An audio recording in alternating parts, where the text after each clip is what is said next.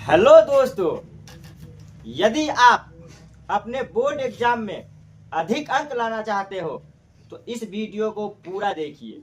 भले वीडियो लंबी हो सकती है, लेकिन यह आपके बोर्ड एग्जाम के लिए 100% कारगर साबित होने वाली है। तो कहीं मत जाइए और पूरा वीडियो देखिए। पहला क्वेश्चन है, द्विघात समीकरण x square minus 3x minus 10 बराबर 0 के मूल ज्ञात कीजिए। इस तरीके का एक क्वेश्चन आपके एग्जाम में पूछा जाएगा, इसका मैं 100% दावा करता हूं। तो आप कहीं मत जाइए, क्वेश्चन को देखिए। और सबसे अच्छी बात यह है कि एकदम देसी स्टाइल में और आपके तजुर्बे के अनुसार। हमें पता है कि आप ग्रामीण क्षेत्र से आते हो और बिहार बोर्ड की परीक्षा की तैयारी कर रहे हो, तो आपको किस प्रकार से समझाना है और कैसे आपको समझ में आएगी, एकदम हौला तरीका। वो देखिए, सीधे देखिए वीडियो, भेजा में नहीं गया ना तो फिर बोलिएगा कमेंट में आप क्या सर मजाक कर दिया आप। तो आइए, पहला क्वेश्चन है। तो इस क्वेश्चन के बारे में पहले आपको बता दें हम कि बोर्ड एग्जाम में इसी प्रकार से क्वेश्चन आएगा। यहाँ दो कंडीशन होता है, या तो वो आपसे पूछ सकता है इस समीकरण को गुणनखंड विधि से सुलझाइए। गुणनखंड विधि से हल करने के लिए अगर बोले तो आप गुणनखंड विधि से हल कीजिएगा। अगर बोले द्विघाती सूत्र का प्रयोग करके हल कीजिए तो आप द्विघाती सूत्र का प्रयोग करके हल कीजिएगा। यदि कोई कंडीशन नहीं दे आपको, फिर क्या? अरे कंडीशन तो दिया ही नहीं है, हमें जो अच्छा लगता है वही सॉल्व करना है हमको। अगर गुणनखंड विधि से ठीक लगता है तो हम गुणनखंड विधि से सॉल्व करेंगे। द्विघाती सूत्र का प्रयोग करना ठीक लगता है तो द्विघाती सूत्र का प्रयोग करके ठीक करेंगे। बात समझ में आई? हाँ, ये भी काम की बात थी। ये मत समझना कि वीडियो को मतलब कि टाइम बर्बाद कर रहे हैं, वीडियो को लंबा करने के चक्कर में। सारी ज्ञान आपको 100% परफेक्ट मिलेगी। 1% रत्ती भर भी फर्जी ज्ञान आपको नहीं प्राप्त होगी, इसका भी मैं 100% दावा करता हूं। तो आइए डायरेक्ट हम लोग चलते हैं क्वेश्चन पे। सबसे पहले हमारा जो क्वेश्चन है ये तो आप देख ही रहे होंगे, हल। क्वेश्चन है x square minus 3x minus 10 बराबर 0। अच्छा, आप लोग ये बताइए, कंडीशन तो हमें दिया नहीं है, गुणनखंड विधि से कर दे हल, कर देते ना गुणनखंड विधि से। टाइम बहुत कम है और ठीक से समझ में आ सकता है आपको। आइए करते कहाँ है। तो देखिए, गुणनखंड विधि से बनाने के लिए हम आपको एकदम देसी स्टाइल में बतलाएंगे जो आपको सीधे समझ में आ रहे, कुछ भी आपको नहीं लगे कि गायब हुआ है। एक एक स्टेप हम चल करके आपको बतलाएंगे। आइए ध्यान दीजिएगा। सबसे पहला काम हम लोग क्या करेंगे कि देखेंगे यहाँ क्या है बाबू। तो ये देखिए एक्स स्क्वायर है, इसको हम बोल सकते हैं एक एक्स स्क्वायर। तो एक एक्स स्क्वायर मतलब कि यहाँ आगे में एक है हुआ और लास्ट में देखिए क्या है, 10 है। तो दोनों को जब हम गुना किए तो पता चला कि गुना करने पे आया है 10। कितना? 10। गुना करने पे 10 आया है। और अब आप 10 के लास्ट में जो निशान है ना यहाँ 10 के आगे, वो देखिए क्या है। तो सर 10 के आगे जो निशान है वो माइनस है। अब सर यहाँ आपको 2 नंबर खोजना है। अब वो 2 नंबर के साथ ये कंडीशन लगेगा कि उन दोनों नंबर को जब हम गुना करें तो 10 आ जाए और वही दोनों का माइनस करें तो हमें 3 प्राप्त हो जाए। क्या सर कैसे मिलेगा? चले बाजार में ना, इधर आइए ना भाई। आप कुछ मत कीजिए, एलसीएम जानते हैं ना, लॉसो, वही लॉसो। आप पहला चैप्टर में नहीं पढ़े थे 1.2 में? आइए ना, देखिए लॉसो कीजिए। 2 से लगाया 5 आया। अब सर यहाँ लगाइए दिमाग थोड़ा। 5 में किया 2 से गुना, कितना आया? 10। और 5 में से 2 घटाया, कितना आया? 3। सर मिल गया। यही तो खोज रहे थे भाई। कहा? इधर आइए। एक्स स्क्वायर माइनस इस 3 को हम अब तक भूल गए, अब लाते हैं 3 की जगह इसको। 5 माइनस 2 और ये x है, आप इसको बाहर लिखिए, माइनस 10 बराबर 0। कोई दिक्कत है? सर ये 3 था, ये कहा लिख दिए भाई? तो बतलाया था ना, कंडीशन बन गया था हमारा कि गुना करने पे 10 आ जाए और घटाने पे 3 आ जाए। तो देखिए इन दोनों को गुना किए तो 3, इन दोनों को गुना किए तो 10 आ गया और इन दोनों को घटा दिए तो 3 आ गया। अब क्या सर? चलिए ना आगे, एकदम सीधा सीधा सीधा चलते रहिएगा, कहीं कोई दिक्कत नहीं होने वाला है। एक्स स्क्वायर, सर जी माइनस और एक्स बाहर में है, उसको 5 से गुना करना है। तो सबसे पहले माइनस और प्लस, माइनस 5 को एक्स से 5x, फिर माइनस और माइनस प्लस 2 को x से 2x माइनस 10 बराबर 0। हम जानते हैं आप स्मार्ट विद्यार्थी अगर है तो आपके टीचर पढ़ाए होंगे तो ये स्टेप गायब रहा होगा, सीधे ही आया होगा। हम गलत नहीं पढ़ा रहे, हम आपके हिसाब से चल रहे हैं, ठीक है, कि आपको ठीक से समझा सके। हाँ, ताकि आप भी किसी को ठीक से समझा सके। हाँ, टेंशन नहीं लेने का। इधर आओ, अब सर क्या किया जाए?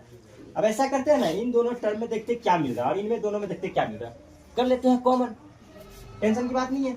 अच्छा सर इसमें भी x है, इसमें भी x है, इसमें x का पावर 2 है, इसमें एक x है ना, आइए x को बाहर किया। अच्छा सर पावर 2 है, अगर किसी का पावर 2 है तो उसको हम लोग ऐसे लिख सकते हैं ना, लिख सकते हैं ना ऐसे, टेंशन की बात नहीं ना।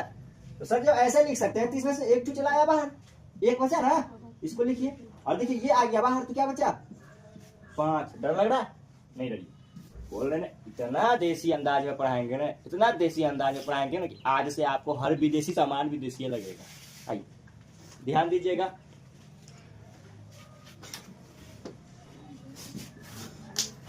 ओफ चलिए बुआ आगे देखिए आप, ये इस दोनों में देखिए क्या मिल रहा है। तो सर ये 2 है और यहाँ 10 है, मीन्स 2 के पहाड़ा में 10 आ जाता है, तो 2 को बाहर करते हैं। जब 2 को बाहर किया तो क्या बचा x, और ये प्लस और माइनस, माइनस 2 का पहाड़ा कितनी जब है 10, 5। अब सर एक चीज और आपको बता दें, एक खासियत है गुणनखंड में कि आप जब यहाँ लिखोगे ना कॉमन करोगे तो दोनों बॉक्स में सेम नंबर आने वाला है, और अगर आ गया तो आपका मैथ ठीक है, गलत नहीं है। चलिए ध्यान दीजिएगा, अब सर बाहर में क्या क्या है, x प्लस 2 और ब्रैकेट के अंदर x माइनस 5 बराबर 0। आगे आइए x प्लस 2, अब हम लोग करते क्या है, दोनों के लिए अलग अलग 0 कर देते हैं। x प्लस 2 बराबर 0 और x माइनस 5 बराबर 0। गौर से देखना, x ये 2 प्लस में उधर गया तो माइनस में x बराबर माइनस 2, इधर गौर से देखना ये x 5 माइनस में है, इधर गया तो प्लस में x बराबर 5। अब आपका जो मूल आया, अतः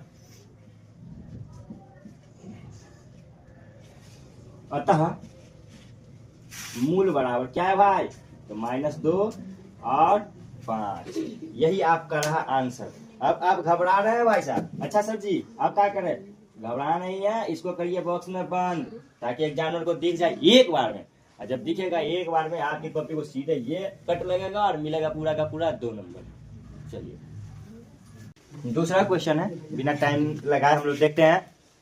सर क्वेश्चन क्या है, तो किसी शंकु के आधार की त्रिज्या 7 सेंटीमीटर है और ऊंचाई 21 सेंटीमीटर है, तो शंकु का आयतन ज्ञात कीजिए। आपको बतला दे, शंकु से, बेलन से, घन से, घनाभ से, इन सबों से क्वेश्चन आएंगे आपके एग्जाम में। तो बस आप ये याद रखना, जैसे यहाँ आयतन पूछा गया है तो हो सकता है आपसे इसका वक्र पृष्ठीय क्षेत्रफल पूछ दिया जाए, संपूर्ण पृष्ठीय क्षेत्रफल पूछ दिया जाए, तो आप थोड़ा प्रैक्टिस कर लेना, ठीक है। क्योंकि सारी बातें वीडियो में करनी संभव नहीं है, तो हम आपको हिंट दे रहे हैं, उस हिंट से भी आप चल सकते हैं, ठीक है। चलिए आइए इनको हल करते हैं। हमें यहाँ जो बोला जा रहा है वो आयतन निकालने के लिए बोला जा रहा है, तो देखिए हम आयतन निकालते हैं। सबसे पहले सर बात हो रही किसकी, शंकु की, तो आइए आपका शंकु से रूबरू करवा दे आपको।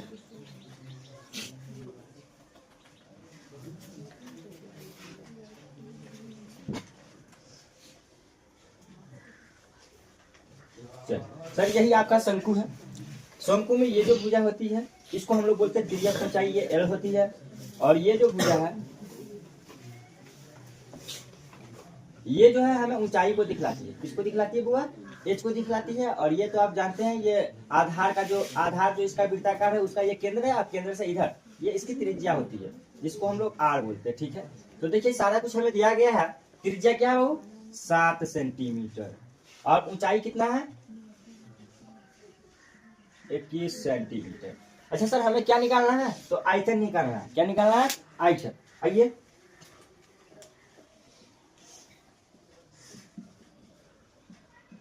शंकु का आयतन। अच्छा बाबू पता है आपको शंकु का आयतन फॉर्मूला क्या होता है, नहीं याद है? सबसे बड़ी गलती आप कर रहे हैं, फॉर्मूला नहीं याद है तो सबसे पहले फॉर्मूला याद कीजिए। अगर नहीं याद हो रहा है और याद करने का मन नहीं कर रहा है तो जाइए प्रोफाइल में देखिए, एक वीडियो होगा मोटिवेशन वाला, नहीं भूत चाह रही है फॉर्मूला याद करने का तो फिर हमको याद कीजिएगा, ठीक है। फॉर्मूला याद करना होगा आपको, आप तो कीजिए। तो सर शंकु का आयतन क्या होता है फॉर्मूला, तो है देखिए, नहीं याद है तो ब्लू का ही हरियरका वाला से लिख देते हैं ताकि याद हो जाए आपको। 1/3 पाई r स्क्वायर h, यही होता है फॉर्मूला, याद कर लीजिए, अभी हो टाइम बाकी है, नहीं तो पछताइएगा बाद में, ठीक है बुआ। चलिए आप देखिए ध्यान से कथी निकाल रहे हैं, शंकु का आयतन। शंकु का आयतन कथी होता है 1/3 पाई r स्क्वायर h। आप देखिए 1/3 है तो 1/3 1/3 गुना सर पाई का क्या करे, तो किताब में लिखा रहता जब तक अन्यथा न कहा जाए पाई बराबर 22/7 का प्रयोग कीजिए। तो देखिए हम लोग पाई की जगह 22/7 रखेंगे, क्योंकि हमें कुछ कहा नहीं गया है। अगर कहा जाता कि पाई की जगह 3.14 रखिए तो 1/4 लेते, 3.14 नहीं कहा गया है, मतलब कि हमें 22/7 लेना है। आर स्क्वायर, आर कितना बाबू मेरे 7, 7 का करें हम स्क्वायर, और फिर एच कितना है 21, दिख रहा है ठीक ठीक। हाँ बहुत अच्छा लग रहा होगा आपको, है ना। अभी तक लाइक नहीं किया ना, अरे लाइक वाला बटन टिप के तोड़ दीजिए मोबाइल का स्क्रीन। नहीं ऐसा काम नहीं कीजिएगा, दूसरा वीडियो क्या देखिएगा आप। 1/3 22 आई देखिए 7 के पावर 2 है, तो थोड़ा सा 7 गुना 7 लिख देते हैं हम लोग। आई 21 है तो 21। अब देखिए एक नीचे कुछ नहीं 1, एक नीचे कुछ नहीं 1, एक नीचे कुछ नहीं 1, जिसके नीचे कुछ नहीं है सब के नीचे लिख दीजिए 1। कुछ आपका जा नहीं रहा, आपका फायदा होने वाला है। जब आप काटने जाइएगा ना तो हुलबुलाइएगा नहीं, कौन नीचे कौन ऊपर, ये देखने में दिक्कत नहीं होगा। आप देखिए ध्यान से, इस 7 से 7 गया, 3 कम 3 और 3 सत्ते 21। आप सर ऊपर में देखिए कौन कौन बचा, जो बचा सारा का सारा गुना होगा, हमारा आंसर आ जाएगा। 22 है, 22 के बाद 7 है, और 7 के बाद फिर से 7 है। गुना तो करने आता होगा आप लोग को, ऐसा हो ही नहीं सकता कि नहीं आता होगा, आता है ना। तो देखिए ध्यान से, 22 सत्ते 154, और 154 को करेंगे किससे गुना 7 से। नहीं आता है तो देखिए हम 154 को 7 से गुना करते हैं। 7 चौका 28, 28 का 8 हासिल 2, और 7 पंचे 35, और 35 और 2 37 के 7 हासिल 3, 7 कम 7 और 3 10, कितना आया 1078। अच्छा सर कहाँ निकाल रहे आयतन, तो आयतन निकालिएगा तो लगाइएगा सेंटीमीटर में क्यूब, क्योंकि आयतन में 3 डायमेंशन का बात होता है, लंबाई चौड़ाई ऊंचाई, इस सब को मिला करके तो सबकी जब लंबाई या चौड़ाई या ऊंचाई को गुना करते हैं तो सेंटीमीटर से सेंटीमीटर क्यूब बनेगा। ठीक है, तो ये रहा आपका आंसर। अच्छा होगा आप नीचे लिख दीजिएगा, अतः शंकु का आयतन बराबर 278 सेंटीमीटर क्यूब, ये आपका आंसर रहा। ठीक है, जल्दी से वीडियो को रोकिए, इसको कीजिए पहले अपने कॉपी पे डाउनलोड, और फिर से दूसरा वीडियो देखिए। दूसरा वीडियो ना इसी वीडियो को देखना है, थोड़ा आगे फिर दूसरा मैथ इसमें फिर बनेगा। ठीक है, चलिए नोट कीजिए तो खट से। चलिए तीसरा क्वेश्चन है। क्वेश्चन क्या रहा, 2 क्रमागत धनात्मक पूर्णांकों का गुणनफल 306 है, इस कथन का समीकरण लिखिए। क्रमागत समझ में आ रहा है सर भाई? क्रमागत के बाद मतलब क्रमागत का मतलब लगातार, लगातार का होता है एक में फिर जोड़ दीजिए 1 तो 2 में जोड़िए 1 3 में जोड़िए 1, मतलब हर नंबर में एक जोड़ते चले जाइए, आपको क्रमागत संख्या प्राप्त होती चली जाएगी।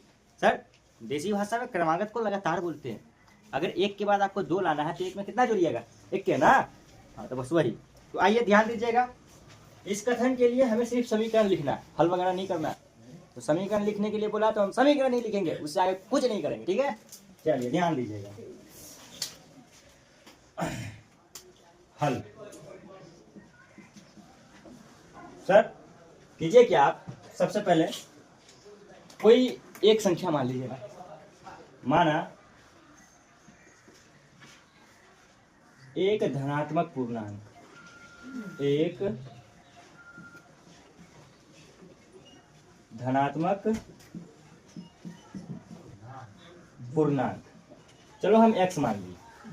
तो लगातार की बात हो रही है, क्रमागत की बात हो रही है। दूसरा क्या होगा सर, एक जोड़िए, जो अभी आया उसमें एक जोड़िए, यही तो लगातार हुआ। आइए दूसरा धनात्मक पूर्णांक, लगातार की बात हो रही है, मतलब x + 1। अब क्वेश्चन में कहा जा रहा है इन दोनों का गुणनफल 306 है। भाई साहब डर गए? नहीं, कहाँ डर रहे हैं? हम है ना, आपके खातिर हम है। ठंडी हो, गर्मी हो, बरसात हो, हम ये में मिलेंगे आपको। बस आप यूट्यूब खोलना छोड़िएगा नहीं। और जिस दिन यूट्यूब खोलना छोड़ दिया, हमारा रिश्ता आपसे खत्म। काहे कि हमको नहीं देखिएगा आप, और जब देखिएगा नहीं तो न लाइक कीजिएगा न कमेंट कीजिएगा, तो फिर दुनू ओर से न होगा बात। आइए चलते हैं प्रश्न से, या प्रश्न अनुसार। प्रश्न कह रहा है दो क्रमांगत धनात्मक पूर्णांकों का गुणनफल 306 है। तो देखिए, दो क्रमांगत धनात्मक पूर्णांक हम ले लिए, अब इन दोनों का गुणनफल 306 है। तो गुणनफल मतलब डर गया? नहीं, कह रहा है दोनों का गुना करिएगा तो 306 आएगा। करिए, शर्माते का है भाई? तो गुना करते हैं। x है एगो, एगो है x प्लस 1, लिखिए गुना का निशान बीच में, अब बराबर कीजिए 306। अब देखिए x को x से गुना, एक्स स्क्वायर, आई प्लस प्लस प्लस, एक्स को x से तो x, आई 306 बराबर में है। अब एक लाइन और बढ़ा दीजिए, एक्स स्क्वायर प्लस एक्स, 306 ओम्हर प्लस में आएगा तो माइनस में 306 बराबर 0। देखिए, हमको कहा गया था समीकरण लिखने के लिए, हम लिख दिए समीकरण। आपको काम कहा जाएगा जितना कीजिएगा उतना ही, ठीक है? जैसे याद कीजिएगा तो आप इसके जिम्मेदार हैं। चलिए, इसको फिर से रोकिए, अब वीडियो को रोक दीजिए और इसको पूरा लिख लीजिए, और फिर आगे देखते रहिए, ठीक है? चलिए, तो अब हमारे पास क्वेश्चन नंबर 4 है। तो ये क्वेश्चन नंबर 4 क्या कह रहा है? यूक्लिड विभाजन एल्गोरिथ्म का प्रयोग कर 255 तथा 867 का मौसो ज्ञात करें। याद होगा आपको, जब आप 10वीं क्लास का मैथ सबसे पहली बार छुए होइएगा और किताब से कोई मैथ बनाए होइएगा, तो वो था आपके लिए मौसो भाई, जिसको कहते हैं HCF। हाँ, HCF। तो आपके बुक के पहला चैप्टर का पहला क्वेश्चन जो है, वहीं से एक क्वेश्चन लिए हैं जिसका आपके एग्जाम में आना तय है। क्या सर? इसका नहीं, HCF का आना तय है। कोई भी एक HCF आपसे जरूर पूछा जाएगा, जो आपको दिला करके जाएगा 2 नंबर। सर बनाना कैसे है? जिस प्रकार इसको बनाएंगे उसी प्रकार कोई भी आए उसको रगड़ दीजिएगा आप, ठीक है? तो घबराना नहीं है। आइए हल करते हैं इनको हम। सबसे पहले हल। सर क्या है? हमारे पास जो नंबर है वो है एक 255, और दूसरा क्या है 867। तो ध्यान दीजिएगा, यहाँ हम कुछ कर लेते हैं। सबसे पहले माना a बराबर 867 और सर b बराबर 255, ठीक है? यूक्लिड विभाजन के द्वारा HCF निकालने के लिए कंडीशन दिया गया था, वो यह था a बराबर BQ प्लस R, और बतलाया गया था जहां R का मान 0 के बराबर या 0 से बड़ा होगा, लेकिन B से हमेशा छोटा होगा, यही बतलाया गया था, ठीक है? तो आइए देखते हैं। ए क्या है हमारा 867, और बी क्या है बाबू 255। बात आती है क्यू की। तो ध्यान दीजिएगा, यदि आपको इस तरीके से समझ में नहीं आ रहा है, इसका आप सबसे पहले भाग विधि से मौसो ज्ञात कर लीजिए। सर भाग विधि से कैसे? तो यहाँ देखिए आप, ये 255 है और ये 867 है। सर कितनी मरतबे लगाइएगा? तो मान लीजिए इसे आप 250 का पहाड़ा अगर आप पढ़ते हैं 3 मरतबे तो आता है 750, और 4 मरतबे पढ़ेंगे तो आएगा 1000। हम बात करें 250 के पहाड़ा की, 255 के पहाड़ा की नहीं। तो 250 का पहाड़ा अगर 3 बार पढ़ेंगे हम तो ये आ जाएगा 750, लेकिन 55 है तो 55 का पहाड़ा 3 मरतबे, 255 का पहाड़ा 3 मरतबे पढ़ेंगे तो ये आपका आएगा 765। 7 में से 5 गया 2, और ये 6 से 6 गया 0, 8 में 7 गया 1। अब देखिए सर, आपको पता होगा कि ये आपका A है, ये आपका B है, और ये जो आया ये आपका Q है, नीचे जो ये आया ये आपका R है। तो सर A तो आपका ठीक है, B ठीक है, Q क्या भाई? तो Q आपका आया 3, और नीचे जो आपका है ये R है। R कितना?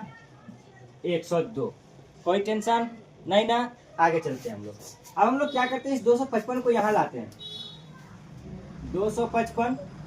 अब सर ये 102 आपका बी बन गया, 102 बी बन गया। गौर से देखिएगा, नहीं समझ में आ रहा आपको समझ में आएगा, हम इसको ऐसे ही घेरे। देखिए ये बी बन गया सर, ए कौन बनेगा, ये 255, 255 ए बन गया। सर कितनी मरतबा लगा, तो 102, 102 का पहाड़ा 2 मरतबे पर, ये आपका क्यू आ गया। 102 का पहाड़ा 2 मरतबे तो कितना आ जाएगा बउआ, 102 दूना 204, 5 से 4 गया 1, और ये आपका 5, और ये आपका खत्म, ये आपका आर बच गया। ठीक है, तो देखिए ए और बी तो लिख चुके हैं। क्यू कितना आया, तो क्यू आया आपका 2, और उसका आर कितना आपका, ये आपका 51। अब आगे चलेंगे हम लोग, जब इसको ऐसे घेर देंगे तो ये 51 तो बन गया हमारा बी, और ये 102 बन गया क्या बाबू, ए बन गया। सर क्यू कितना, तो 2 मरतबे लगाएंगे 102, ये खत्म, तो ये आपका क्यू आ गया। ठीक है, और ये आपका आर कितना है, 0। तो देखिए 102 51 गुना में 2, सर शेषफल कितना है, आर का मान 0 आया। अच्छा सर अब बना तो लिए, हाँ तो बना लिए तो अब आंसर लिखिए। सर जी कैसे, तो शर्मा का है, देखिए कीजिएगा आप, ये लिखिएगा अतः, देखिएगा बराबर के दाहिना तरफ, बराबर के दाहिना तरफ जो बराबर के साथ चिपकल होगा वही होगा आपका आंसर।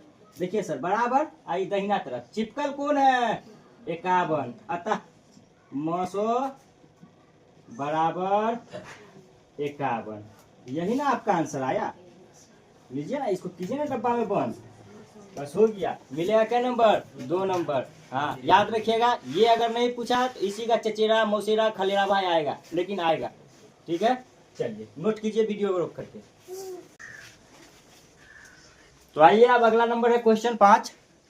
तो 5 नंबर क्वेश्चन को देखते हैं क्या कह रहा है भाई।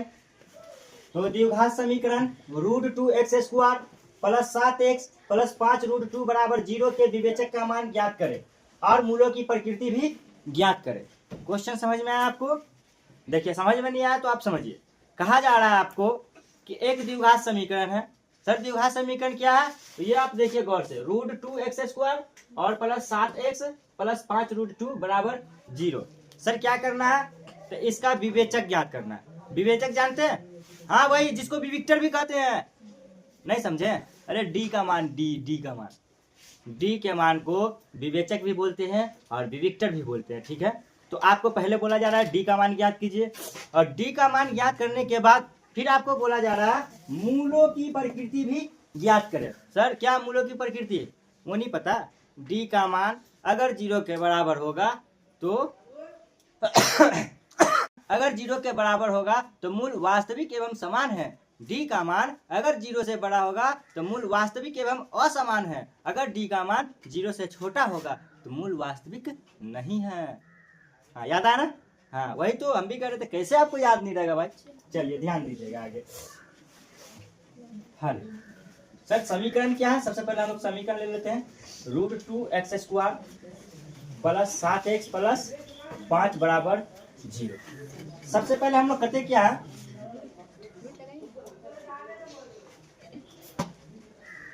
अच्छा यहाँ गड़बड़ हो गया सर, गौर से देखिएगा, थोड़ा गड़बड़ हो गया है। बोल सही रहे थे, लिखा गया गड़बड़, तो टेंशन नहीं आना आप लोग को। क्या है, 5√2 बराबर 0। तो थोड़ा यहाँ से हम लोग ए और बी और सी पता कर ले, कोई टेंशन नहीं ना। आइए पता कर लेते हैं। ए बराबर कितना भाई, √2, बी बराबर कितना है 7, और सी बराबर कितना है 5√2। घबराइएगा नहीं, सी है आपका 5√2।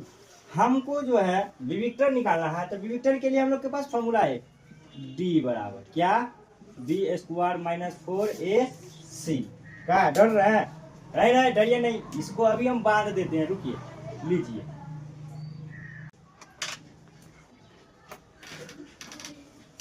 चलिए इसको हम बांध दिए हैं। ये आपका डी बराबर फॉर्मूला है। डी बराबर फॉर्मूला क्या है भाई, b² - 4ac। देखिए डी तो आपका डी होगा, b², डी कितना है भाई, तो बी आपका 7 है, 7 का स्क्वायर -4, और ए कितना आपका √2, और सी कितना आपका 5√2। तो देखिएगा डी और 7 का स्क्वायर 49 माइनस रूट के बाहर आपका 4 और रूट के बाहर इधर 5 है। तो अब गुना करें 4 और 5 को, कितना आया 20। और आगे आपको पता होगा कि जब रूट के अंदर कोई सेम नंबर हो और उसका गुना करना हो, कुछ मत कीजिए, उसके ऊपर से रूट हटा दीजिए और उसी नंबर को यहाँ से हटा दीजिए, बस हो गया। अब आपका ये 49 माइनस 20 गुना 40, 49 में से 40 घटेगा, क्या बचेगा 9। ये हमारा आया डी का मान। लिखिएगा अतः विवेचक, अतः सर विवेचक कितना आ गया आपका, विवेचक आ गया 9। और यहाँ आपको बतलाना मूलों की प्रकृति। तो मूलों की प्रकृति कैसी है भाई, तो लिखिएगा मूलों की प्रकृति क्या, तो मूल वास्तविक एवं असमान है, क्योंकि 0 से बड़ा है। तो मूल वास्तविक एवं असमान है, यही आपका आंसर है। आप अच्छे से वीडियो को रोकिए और फिर कॉपी पे नोट कर लीजिए, फिर से वीडियो देखना शुरू करें। अब हमारे पास क्वेश्चन नंबर 6 है। क्वेश्चन नंबर 6 क्या बोल रहा है, के किस मान के लिए बिंदु 3, के 7, -2 और 5, 1 संरेखी है। आइए पता होगा आपको, इस तरीके का भी क्वेश्चन आता है, तो गौर से देखिएगा। सबसे पहले बोल रहा है कि यार संरेखी है ही तीनों, तो देखिए हल।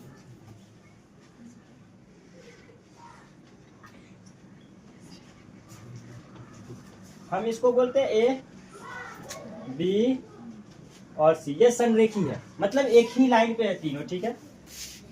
निर्देशांक क्या क्या है, 3, के 5, 1 सॉरी 3, के, उसके बाद 7, -2 और ये 5, 1। आप इसमें सबसे पहले x1, x2 और x3 लिख ले, ठीक है। तो आइए देखते हैं, x1 क्या है 3, x2 क्या है 5, x3 क्या है आपका 7, y1 क्या है के, y2 क्या है 1 और y3 क्या है आपका -2। तो यहाँ ये देखेंगे हम लोग, चूंकि ये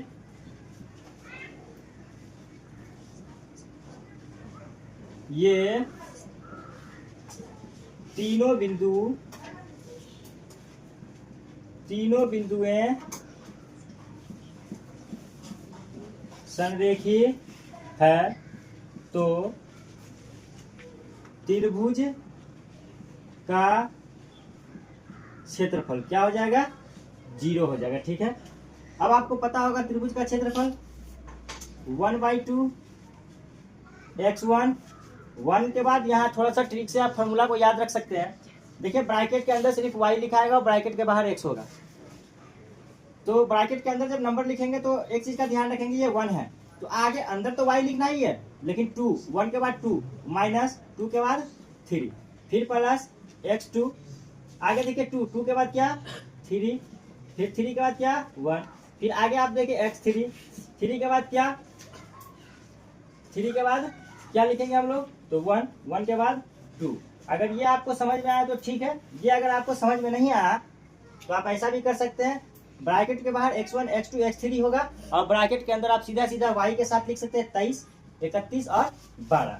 आप गौर से देखना, आप त्रिभुज का क्षेत्रफल 0 कर दिए, 0 कर दिए तो ये 1/2 है, 1/2 इधर जो है गुना में उधर गया तो 0, 0 के साथ 0 हो जाएगा, तो यहाँ से हम लोग 1/2 को भूल गए। अब आगे देखिए x1 क्या मेरा 3, y2 कितना है हुआ 1 माइनस y3 कितना है -2, तो माइनस और माइनस +2, फिर x2 कितना है आपका 5, y3 आपका कितना है -2 और माइनस y1 क्या आपका के प्लस x3 आपका क्या 7, y1 कितना आपका के माइनस y2 आपका 1 बराबर 0। आगे आप देखेंगे 3 इंटू 1 प्लस 2 कितना हो जाएगा 3। अब यहाँ देखिए इन दोनों को हम जोड़ नहीं सकते हैं, तो करते क्या 5 से इन दोनों का गुना कर देते हैं। प्लस माइनस 5 और 2 को गुना किया तो 10, प्लस माइनस 5 को के से तो 5 के। अब यहाँ देखेंगे फिर इनको जोड़ नहीं सकते, फिर गुना कर दीजिए आप। प्लस और प्लस 7 को के से 7 के, प्लस और माइनस 7 को 1 से 7, ये आपका बराबर 0। 3 तिया 9 माइनस 10, और यहाँ देखिए 7 के प्लस में 5 के माइनस में, तो प्लस 2 के माइनस 7 बराबर 0।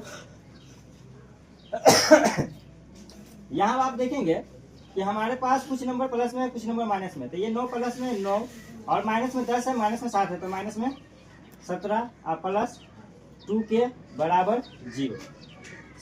9 में से 17 को घटाएंगे तो क्या बचेगा -8 और प्लस 2 के बराबर 0।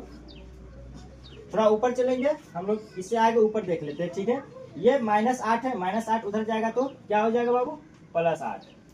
इधर क्या बचेगा 2 के बराबर 8। अब देखिए ये 2 गुना में इधर आया तो भाग में के बराबर 8/2, 2 1 कम 2, 2 चौका 8, के बराबर आपका क्या आया 4। यही आपका आंसर है। आपको उम्मीद करते हैं कि आपको ठीक से समझ में आया होगा और आपको पता होगा इस क्वेश्चन के बारे में कि हर बार के मैट्रिक के परीक्षा में पूछा जाता है। तो देर किस बात की, वीडियो को पूरा ठीक से देख लिए है, अभी रोकिए और लीजिए हम हट जाते हैं। आप मारिए इसका स्क्रीनशॉट और फिर से क्या कॉपी पे लिखिए और कीजिए प्रैक्टिस। बने रहिए इसी तरीके से वीडियो में। अगर आपको मैट्रिक एग्जाम में मतलब बोर्ड परीक्षा में अच्छा नंबर लाना है तो ठीक है। आज के लिए इतना ही, हम आपसे मिलते हैं फिर अगली वीडियो के साथ जो आएगा इसी तरीके से VVI क्वेश्चनों के साथ। तो आप एक भी वीडियो मिस मत कीजिए। हमारा ये पूरा 100% ठोकवा गारंटी है कि आपको मैं बोर्ड परीक्षा में अच्छा नंबर दिलवा सकता हूं यदि आप हमारे साथ बने रहते हैं तो। और याद रहे वही क्वेश्चन पूछा जाएगा जो बोर्ड पे पढ़ाया जाएगा, जो आप वीडियो में देखने वाले हो। तो देरी मत कीजिए। क्या अगर अब तक आपने चैनल को सब्सक्राइब नहीं किया तो सब्सक्राइब कीजिए और शेयर कीजिए उन दोस्तों को जो अभी भी हार मान चुका है। और क्या सब्सक्राइब कीजिए इस चैनल को अच्छे से, ताकि अगला वीडियो जो है वो फिर से इसी तरीके से 10 क्वेश्चन के साथ आपके पास आने वाला है जो आपके बोर्ड एग्जाम में पूछा जाएगा, ठीक है। फिर आज तक के लिए इतना ही, तब तक के लिए जय हिंद, जय पढ़ाई। चलिए आप वीडियो को रोक करके नोट कर लीजिए, ठीक है। और मेरी ओर से शुरुआती पलों की छोटी सी शायरी है, भूल गए लेकिन। शिकवा मुझे मंजूर नहीं, आज आप लोगों को बताना होगा। शिकवा मुझे मंजूर नहीं, आज आप लोगों को बताना होगा। और मेरे खुशियों की कसम आज आप लोगों को बताना होगा। क्लास कैसा लगा? धन्यवाद।